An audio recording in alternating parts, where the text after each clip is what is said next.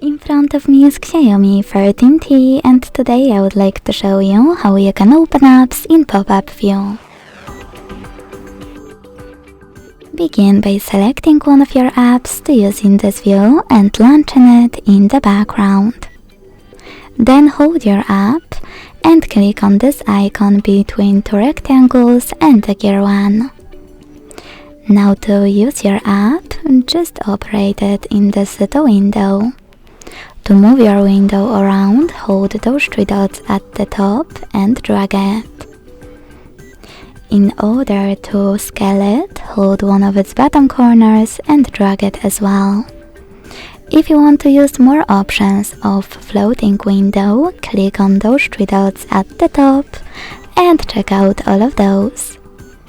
If you want to close your window, you can click on this X or simply swipe your window in the background. To use it in full screen view, you can hold the lower line and drag it all the way down until you see the white area. Then let go. Thanks so much for watching. If you enjoyed this video, don't forget to leave a like, comment and subscribe. Bye!